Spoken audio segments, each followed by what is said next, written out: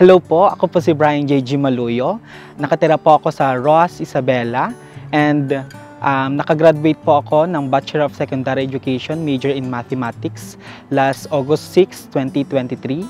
Ako po ay naging scholar ng Pondo ng Pinoy noong 2019. Naging bahagi ako nito nung tinawag po ako ng aming coordinator na si Tita Norly para makapasok sa scholarship na tinatawag na Pondo ng Pinoy.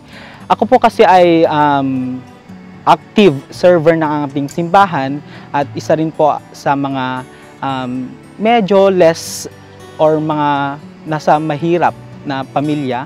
Kaya ako po ay isa sa mga napili ng parokya para bigyan ng financial assistance ng Pondo ng Pinoy.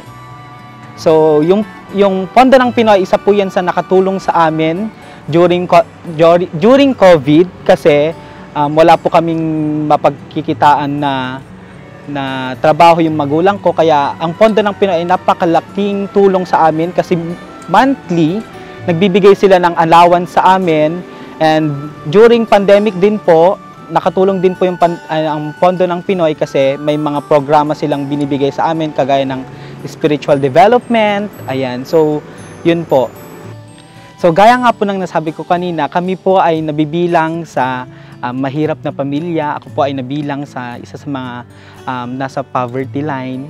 So ayun, nakatulong po ang Pondo ng Pinoy sa pag-aaral ko kasi during that time na nabibigyan kami ng financial assistance ng Pondo ng Pinoy ay mas lalong pinag-igihan ko yung pag-aaral ko kasi nga sino ba naman ako para gastusin yung binibigay ng ibang tao nang walang katuturan. So yun po, nag-aral ako mabuti para makapagtapos, para in the future, yun po yung natutunan ko dito sa Pondo ng Pinoy na kahit maliit yung may bigay ko in the future, at least makakatulong sa kanila. Kasi yun yung nangyari sa akin during my journey here in the Pondo ng Pinoy.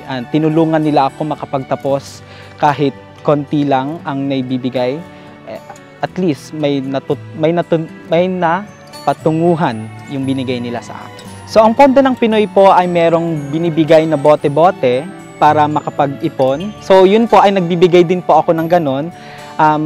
Gusto ko pong gawin yon kasi may mga tao na hindi nakapag-aral, may mga tao na hindi kayang mabuhay, parang ganon. So tumutulong po ako sa pamamagitan ng pagbibigay ng barya-barya sa bote na programa ng Pondo ng Pinoy, at yun po ay konting tulong ko na rin sa Pondo ng Pinoy dahil ako ay pinag-aral din naman nila. Ngayon na nakagraduate na ako at may trabaho na, so nagbibigay ako kahit konti basta para sa Panginoon. Kagaya nun, sa simbahan po kasi namin ay isa akong youth leader. So merong mga ginagawang activities, may mga ginagawang events sa simbahan, naglilikom kami ng barya-barya para makatulong pa rin kahit papano sa simbahan. So ang natutunan ko po sa pagbabahagi ng barya-barya ay gaya nga po ng kasabihan po namin mga altar servers na I can't do big things but I want everything to be for the glory of God, even the small things. So yung mga barya-barya na yan, sabi nga ni Saint Dominic Savio, kahit maliliit man yan, basta nakakatulong, patungo yan sa langit. Ang mensahe ko po sa mga kabataan na gustong mag-aral at gustong matulungan ng Pondo ng Pinoy ay dapat pahalagahan natin ang bawat sentimo ng pera or bigay sa atin dahil ito ay mahalaga, nakakatulong sa atin upang tayo ay umunlad sa ating buhay. So, yun nga po, mensahe ko sa kanila na pahalagahan nila ang pag-aaral, ang bawat binibigay sa kanila para sila ay umunlad din sa kanilang buhay.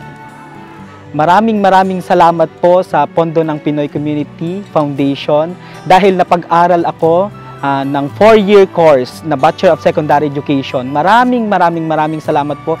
Tatanungin ko po iyon ng buong buhay, ng buong puso dahil kung hindi dahil sa kanila, hindi po ako makapagtatapos sa pag-aaral. And maraming salamat din po sa Diocese of Vilagan dahil isa po ako sa mga pinili nila na maging scholar under Pondo ng Pinoy. So, ang mensahe ko lang po sa mga mga nagbibigay ng mga mahihirap na kagaya ko. Ipagpatuloy po sana natin ang pagbibigay kahit maliit man yan. Nakakatulong po iyan.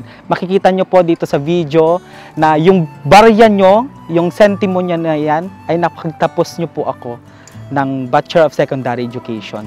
Sabi nga po sa Pondo ng Pinoy, anumang magaling, kahit maliit, basta't malimit, ito ay patungong langit.